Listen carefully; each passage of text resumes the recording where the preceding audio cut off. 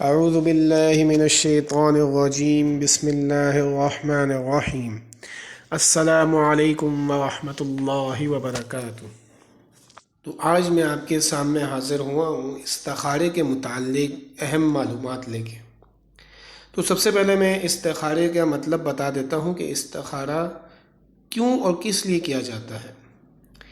تو استخارہ جو ہے کسی معاملے میں اللہ پاک سے خیر طلب کرنا، یعنی روزمرہ کی زندگی میں جو پیش آنے والے کام ہوتے ہیں اس میں اپنے ہر جائز کام کے لیے اللہ کی طرف رجوع کرنا اور اس سے خیر و بھلائی اور رہنمائی طلب کرنا، یہ استخارے کا مطلب ہے۔ استخارہ اس لیے کیا جاتا ہے۔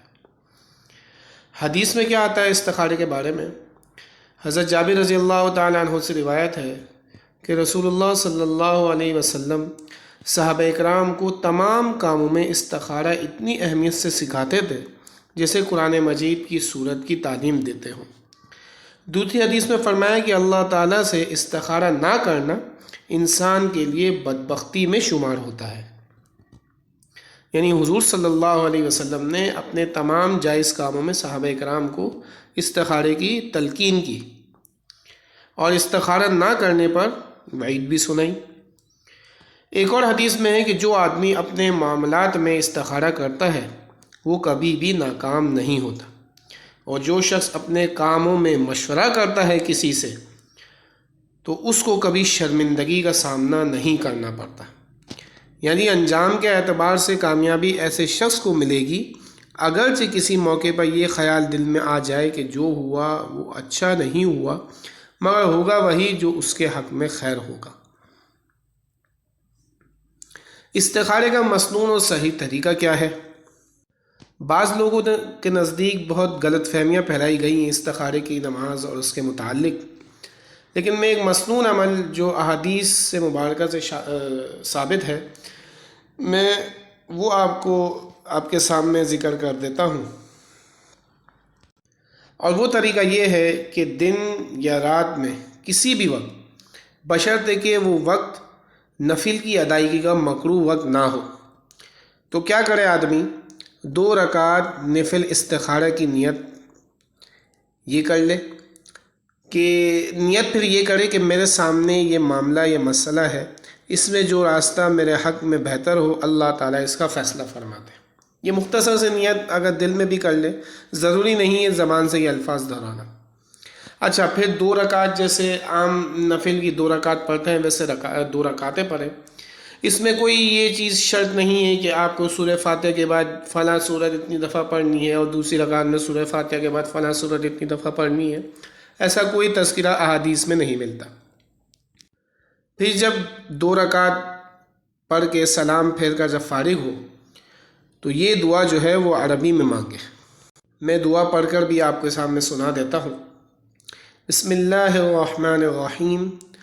اللہم انی استخیرک بعلمک واستقدرک بقدرتک واسألک من فضلک العظیم فإنک تقدر ولا اقدر وتعلم ولا اعلم وانت علام الغیوب اللہم ان کنت تعلم ان هذا الامر۔ اچھا، یہ ایک میں بات بتاتا چلوں کہ جو میں نے ابھی آخر میں لفظ پڑھا ان هذا الامر، جب یہ لفظ پڑھے تو یہاں پہ دل ہی دل میں اپنی وہ جس حاجت کے لیے استخارہ کر رہا ہے وہ دل ہی دل میں وہ سوچ لے۔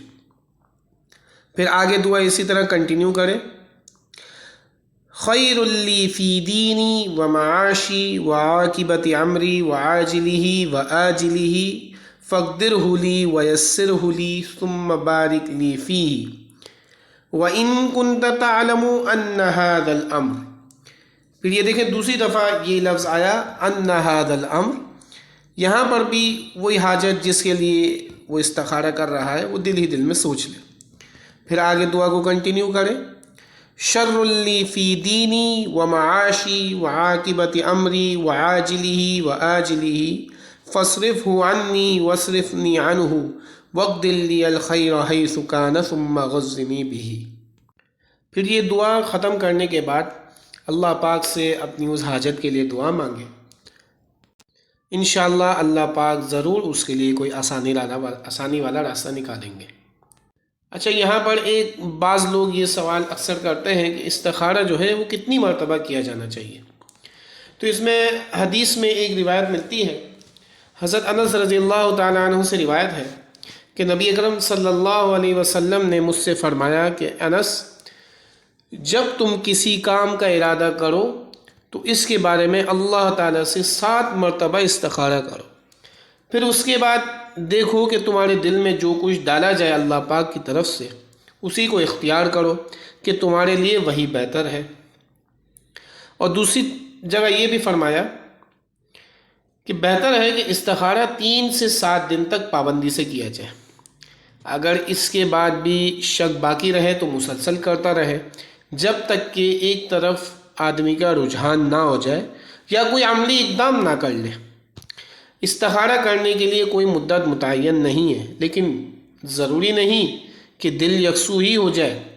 اگر کئی مرتبہ استخارے کے بعد بھی یکسوئی نہ ہو تو کسی اچھے اور عقل مند آدمی سے مشورہ لازمی کر لیں۔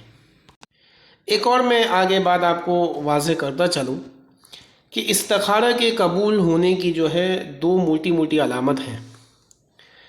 وہ یہ ہے کہ استخارہ کے مسنون عمل سے جو ہے 2 فائدے ہوتے ہیں کہ دل کا کسی ایک بات پر مطمئن ہو جانا۔ لازمی سی بات ہے، اگر آدمی کسی بارے میں اللہ پاک سے استخارہ کر رہا ہے تو یا تو وہ اس کام کے کرنے کے لیے استخارہ کر رہا ہوگا یا اس کام کے نہ کرنے کے لیے استخارہ کر رہا ہوگا۔ تو اب 2 باتیں ہیں، ہاں یا نہ۔ اب اس میں اللہ پاک کی کیا مشیت ہے؟ لازمی سی بات ہے کوئی ایک ہی طرف آدمی کا رجحان ہوگا، تو دل جو ہے وہ ایک بات کی طرف مطمئن ہو جائے۔ تو جب تک دل ایک بات کی طرف مطمئن نہ ہو جائے تب تک استخارہ کرتا رہے، اور اگر کئی دفعہ استخارہ کر لیے اور دل ایک بات کی طرف مطمئن نہیں ہو رہا تو اس میں دوسرا فائدہ ایک اور بتایا ہے، وہ یہ کہ جس مصلحت کے لیے، جس کام کے لیے وہ استخارہ کر رہا ہے اس کام کے ہونے یا نہ ہونے کے اسباب میسر ہو جائے۔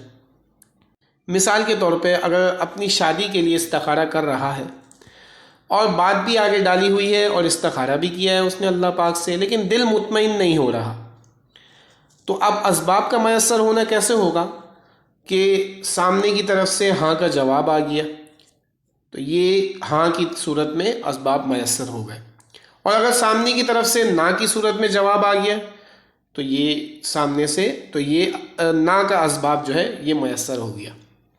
اور یہاں پہ ایک غلط فہمی کو بھی دور کرنا ضروری ہے کہ استخارے کی قبول ہونے کے لیے خواب کا آنا ضروری نہیں۔